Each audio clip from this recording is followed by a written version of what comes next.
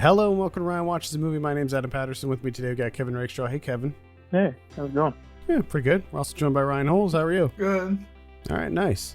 If this is your first time tuning in, Kevin and I are challenging ourselves to find movies that Ryan likes in the hopes that we will reach a coveted 10 out of 10. You can join in on the conversation by sending your movie suggestions for Ryan to podcast@filmpulse.net or by sending me a DM on Twitter @filmpulsenet. If you like the show, or even if you don't, please consider checking out the Frederick's Ataxia Research Alliance website at curefa.org. Ryan, you wanted action this week. So what movie did we give you? Hardcore Henry. Hardcore Henry. This is from 2015. This is directed by Ilya Nishuler. I have a synopsis here. Henry, a newly resurrected cyborg who must save his wife/creator from the clutches of a psychotic tyrant with telekinetic powers, Akon, and his army of mercenaries. Fighting alongside Henry is Jimmy, who is Henry's only hope to make it through the day. Ryan, tell us a little bit about Hardcore Henry. Well, the movie starts when this guy wakes up in sort of a failed laboratory, and the doctor who wakes him up claims to be his wife, and she's basically replacing all of his limbs, which have been blown off, and putting bionic, or can I say bionic? Is it the same? Yeah, like robot arms. But bionic up on him and does everything but give him a voice. So the entire movie just shakes his head yes or no. And the entire movie is also in first-person perspective, and to me, it was like watching Mirror's Edge, but more violent and more bloody. They escape the laboratory in a parachute that falls to the ground, and when he gets to the ground, he meets up with a guy, and he keeps meeting up with the same guy, and the guy aborts him, and then almost immediately is killed somehow, and you find out that there's a doctor who is a paraplegic, but he's basically making all these cybertronic beings, and he controls them with a VR helmet. So him and this guy and Henry fight. The guy dies, another instance comes back to him. They fight some more, Henry lives, the guy dies, and that keeps happening throughout the movie. And towards the end, the cybertronic doctor gets mortally wounded. So the actual guy dies, along with obviously all of his cybertronic self. Henry goes to invade this main bad guy's hideout, and eventually fights off an entire army of cybertronic guy. And the main bad guy thinks that he severe injured Henry beyond the point of return, and lies down, and revealed that the lady is actually the bad guy's wife, and the story that she gave Henry, she gives all the cybertronic beings, I guess, to appeal to their character, but she's actually married to a bad guy. And when they injure Henry, he has a vision of his dad that suddenly wakes him back up, and he goes and fucks up the main bad guy, jumps in a helicopter, and the lady tries to then kill him, and she ends up stumbling out of the helicopter and hang on. And she says, Henry, help me. And he slams the door on her fingers and moves over. Henry doesn't care. He's hardcore. Yeah. So what did you think about this movie overall? It was pretty cool. Pretty cool. From the first part of it, I don't get motion sickness while watching a movie, but this kind of made me uneasy. Oh no. But then with the various twists and turns come into play, it makes it all worth it. Yeah. But they did what they could with it. It was worth watching at least once. Yeah, I mean, this is the only movie of its kind. It's the first ever action movie that was shot entirely in first person, and to my knowledge, there hasn't been any others since. And I agree with you that it does take some getting used to, and if you are prone to motion sickness, this is kind of a tough movie to watch, at least at first. I think you're right, Ryan, that you do get used to it after a little bit, like after your eyes and your mind sort of settle into the fact that it is first person and it's very shaky, and they did what they could. They did the best that they could with it. It's actually really interesting. I think this is a movie that is worth checking out how they made it, because when you watch this movie, you're just like, how did they do some of this stuff? Like, some of the shots are so crazy looking. First of all, the movie's shot entirely on GoPros. So the whole movie's, they used actual GoPros, and they built this rig. It's like a mask basically that holds two GoPros in it, and the GoPros sit underneath the person's chin, like by their mouth. And that's how they shot it. It's like a helmet. And they started out, the first rig they used, they actually took a Predator mask, like a Halloween mask, and like they sort of like cut out a pattern in it, and they strapped GoPros to this Predator mask, and that's what they used to do it. And then they realized that they needed more stabilization, so they came up with this like more advanced rig that helped with the stabilization. What do you say? Like when you get your mind around the different twists and turns of the plot, then the mission didn't seem to matter as much. Regarding the plot, this movie is a video game. If you're into video games and you can accept most video game logic and video game plot lines, then you'll, I think, be comfortable with the narrative of Hardcore Henry. This movie follows the same beats as a video game. You have, your main boss battle that you're building up towards. You have like some mini bosses in there too, and the movie is by and large just a series of action sequences with very short breaks in between the big action sequences. Now, regarding the action sequences, Ryan, were there any highlights for you? Like, what did you think of the action overall, since this is a very action heavy movie? When he went after the tank, and when he went after the different bands, and when he was in the brothel, all the scenes were pretty interesting. The brothel, there's people dying everywhere, and girls screaming. Yeah, many girls screaming.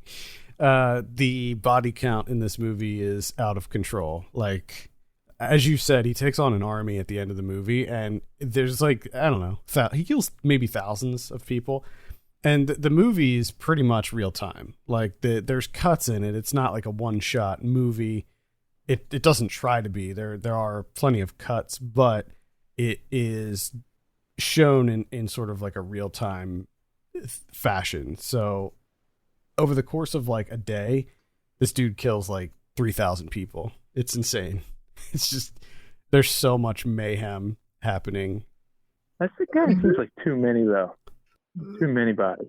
Like, it sounds like it would get kind of exhausting after a while. There's only so many ways that you can kill a dude, right? Well, I mean, this movie does a pretty good job of running the gamut of Mixing it up. yeah, variety of kills. I definitely wanted to get into that, especially the boss fight at the end and what, because you're always wondering how the big boss is going to get it in the end, and is it going to be satisfying? Like, is this evil person going to get a satisfying end? And I'm going to spoil this just because this is a movie that's like 5 years old and it's pretty incredible. What Henry does is, first of all, he splits the guy's hand in half. So he grabs the fingers and splits it right down the middle. So that's number one. Number two is the guy, because he's like telekinetic, he like picks up Henry and they're like in the air. So they're like suspended in the air.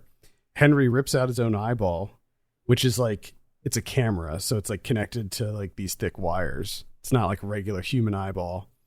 He wraps his eyeball around the guy's mouth, and he squeezes it so tight that it actually cuts the guy's head off at the jaw, and that's how he kills him. Now, Ryan, was that satisfying for you? It sounds like right up your alley. This scene when you find out that the doctor is not who it says he is, and you keep meeting different versions of him. That was probably the best for me. Ryan's really into the twist of this movie, it sounds like. More so than the action. Yeah. He's coming back to the twisties. Yeah, it's kind of... Now, Sharlto Copley plays the Jimmy, the guy who's in the wheelchair that has all the avatars. And he has all these like different characters. So like one of his avatars will be like this like 70s punk rocker guy with a mohawk, and the other one will be like a British soldier, and the other, like all these different versions of himself. Like one's a sniper. And I thought that added a bit of flavor, a little bit of color to this movie that is otherwise pretty serious. And he did a really good job in it, Sharlto Copley. I loved the scene when he was like rapid firing, like when he was switching between all the avatars like super fast when all the bad guys were coming to kill them, and they're sniping them. So they snipe a whole bunch of guys, and then he switches to the punk rock avatar guy who has a machete, and he's just chopping people up, and then he blows himself up. That was a really cool scene. When he switches, they just gotta pull over. Yeah, they just go limp, like they're like rag dolls. They just fall over. But that to me, that was hilarious when they were all in that one room and they thought Henry was bad because he had that camera. Mm-hmm. And he fought all of them at once, yeah. Which I thought was I don't know how they shot that. That was really impressive. The fact that they had that many Sharlto Copleys in a room and were able to seamlessly pull in all those different versions of him. It looked really good. And I think that just, like, overall, I think that, again, I'll sort of underscore the technical achievement of this movie. It's really astounding. Like, the chase sequence when he's jumping, like, when he's on the van and there's, like, that big shootout, and like Sharlto Copley's throwing him grenades and he's tossing grenades in the van, and he pulls out that big like chain gun and he's just like blowing up vans on the highway. It's crazy. It's really wild. And if you watch the behind the scenes video stuff for this, it's even more impressive to see how they actually were able to achieve this. This looks like a really dangerous movie to shoot. Yeah. No, this sounds like one of those instances where like the behind the scenes making of might actually be more interesting than the film itself. Mm-hmm. I was going to actually say that exact statement earlier on. I think you are right, just because the story is a little, for me at least, it was just like, it's fine. Like really the story's just there to give us an excuse to show this crazy amount of action. Ryan, did you think it was too much action? Did you think it was like overloaded with action? No, I mean, all of it was necessary to prove that, like, he was or that he was a cybernetic guy, and that all the bad guys were cybernetic people that were being controlled by someone else. Come on, man. We're talking about Ryan here. Like, it's never enough. He could have killed like 40,000 people. Right? So, yeah, we're just getting a taste for this.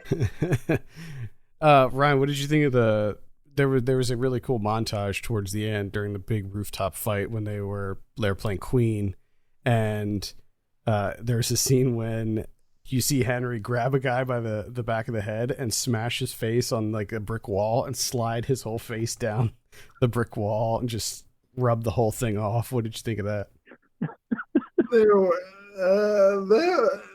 That didn't really stand out, man. No, the face grinding. This is who we're fucking talking. This is who we're dealing with, man. You could have a guy get his face smashed into a brick wall and then scrubbed clean off, and Ryan's just like doesn't really register to me. There was so much stuff happening. Nothing stood out. Like Billy shot the sniper rifles and their whole head explodes. Yeah. I will say, I mean, this movie is the level of violence in this movie is pretty insane. Like, there's some really crazy shit that happens. Like nobody goes out in a good way in this movie. Everybody goes out in a very painful, awful looking way. The flamethrower guys on the bus. Oh yeah, they went out terribly.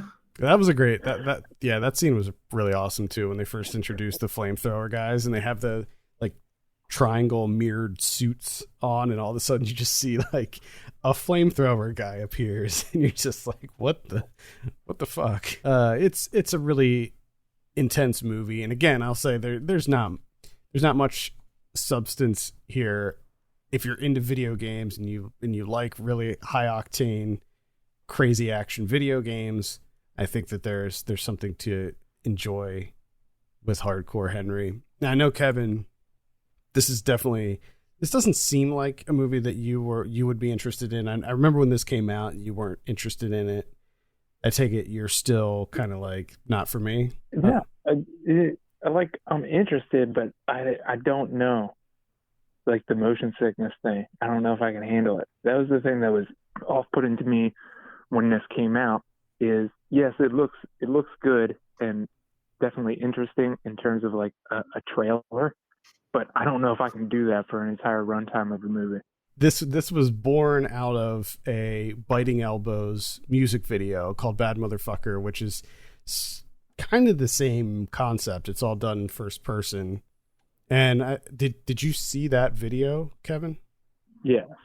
So if you saw that and you can tolerate that, then you'll more easily be able to tolerate Hardcore Henry, because Hardcore Henry is smoother than that video. Like it's better.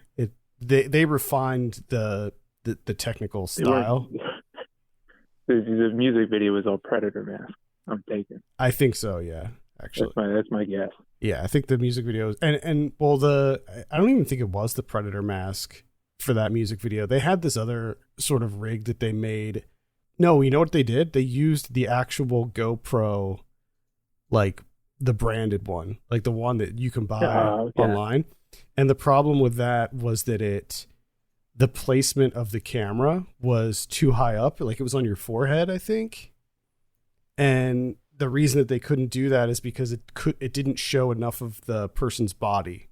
Like it didn't show the arms and hands and feet enough. So they needed to lower the camera down, and that's why they lowered it to like the mouth chin area. Gotcha. Anyway, if you can tolerate that music video, I think that you'll be able to handle Hardcore Henry. And you know what? It's not like you have to sit through it in a theater anymore. Like in the theater, it's really intense. I mean, even for me, and I'm somebody who does VR a lot. I don't get motion sickness in VR at all. And I was feeling uneasy in the theater during this, but watching it at home, I think, is definitely a little easier. And you can take breaks. You know, you can stop it if you're like, ugh. Take a little breather. Yeah. When you go through the brothel scene, it makes the comedy of that makes it all worth it. Gotcha. When I get to the brothel scene, should I text made you? me laugh a lot. Text you, Brian, I'm at the brothel scene. Yeah, right. The screaming naked women. Ryan enjoyed that. We're talking about the guy who did cocaine like everywhere. Yeah, that version of Sharlto Copley was funny. Do you think that the first person perspective, do you think it works in movies? Do you want to see more movies that are in this style, Ryan? If they're good, but if they're junk, then no. But I mean, I never saw anything like this, so that was pretty interesting to me at least one time. I like that because you can essentially just extend that to all movies in general. Yeah. If you do it good, yeah, I'll watch it. If you do a shit job, I'm not interested. It's funny. It is kind of interesting that this movie basically cornered the market. There have been, and again, I could be wrong, but I'm pretty sure there haven't been any other feature length first person movies. Yeah, but it also feels like one is fine. Well, and then I was gonna follow it up by saying I think this movie achieved everything that one could hope to achieve in a movie of this style. Like when you see this movie, you're like, what else is there? Like they did everything. Yeah. They did everything in this. There's hand-to-hand combat, there's shootouts, there's car chases, there's like sci-fi elements, there's tons of violence and like all kinds of Oh yeah, there's a lot of parkour in it too. So you see like lots of crazy like jumps and stuff. And you know that scene when they're running on top of the bridge on the very, very top? I like that a lot. They did that for real. I watched a behind the scenes video and the two guys, they actually did that. Like there was no wires or anything. It was just two guys running. When you see like us talking about Denzel Johnson, you have to see that part. Yeah. It's like a very, very, very skinny I-beam that's a couple 100 feet in the air, and they're just running out like it's nothing. Yeah. It's pretty wild. It's pretty wild. They have no fear. And I would like to just reiterate that the effects work is really good in this. This is a movie that was made for $2 million, and I think a lot of the effects work is extremely impressive. Now, there's a little bit of CG that's used towards the end that looks a little bit dated, but for the most part, most of it is done practically, and it looks really impressive. And this is like, you know, there's like grenade launchers, there's rocket launchers, they're shooting rockets at vans and blowing cars up and stuff. So it's a very complex shoot, and it all looks really good. Part of me wonders if they were able to get away with more, because this is a Russian film and it was shot in Russia, and I'm wondering if they were able to, if maybe some of the safety regulations and stuff are a little bit more lax over there or something. They're blowing shit up for real. Yeah, don't matter. I don't care. Yeah, it's pretty wild. I would recommend it. A lot of people hated on it. A lot of people really hated on this movie, and I never quite understood it. Like, what, this is a movie that delivered on what it set out to do. Like, it set out to make it. What do you want? What more do you want? Yeah. All right, Ryan. Any final thoughts before we give you a drum roll on Hardcore Henry? No. Okay. What do you give Hardcore Henry? 9. 9 out of 10. Hell yeah, he does. Nice. Oh nice. My God. Fucking rolling. Yes. Fuck. We're killing it. We just needed a quarantine. I know, right? Yep. We got locked in. All right. So what are you in the mood for next time we meet? anything good. Anything good? Uh, We've been doing a pretty good job. we have, but now he's opening it up. Now, I know, and this is when we're going to fail. it gets harder when you have more options. Like, Yeah. But I feel like I keep saying the same thing over and over. So I don't We'll want to figure it choose this a comedy or action or whatever again. Yeah, it does seem like this. And then once in a blue moon, you sprinkle in a horror movie. yeah. But it does seem like it's just comedy and action back and forth. Recently, yeah. For a while there, he wanted like horror movies a lot, and then Yeah. since the COVID, that kind of died. Yeah, which makes sense. Yeah, we're living a horror movie. Yeah, we don't Especially, need it. did you see Murder Hornets? We're dealing with murder hornets now. No, let's not talk about it. Let's just act like that's not a thing. That's not a thing. Oh God! All right, We're fine. We'll do a period piece. I bet we could. Victorian era. Good. Maybe a Shakespeare. Oh, no, adaptation. yeah, I don't know about that, but I bet we could find a period piece that he would like. It has to be the right kind that has lots of fucking Did gore in it. you ever see the show Another Opinion? Yes. I like that show. What That'd be a fun movie. Sort of like that. I mean, that show is hilarious. Actually, I What show? actually do another period. Okay. I actually do know of something that might be that Oh, shit. pretty much that. But Oh, we're already percolating. yeah, we're formulating the plan here. All right. Any final thoughts before we close it out this week, Ryan? No. Okay. Thank you so much for listening. You can send us your picks for Ryan and questions to podcast@filmpulse.net. You can follow us on Twitter @FilmPulseNet, @FilmPulseKevin, and @MyLegsDon'tWork. And if you have a minute, consider reviewing us on your podcast platform of choice. For Kevin Rakestraw and Ryan Holes, my name's Adam Patterson. We'll see you later. See you later.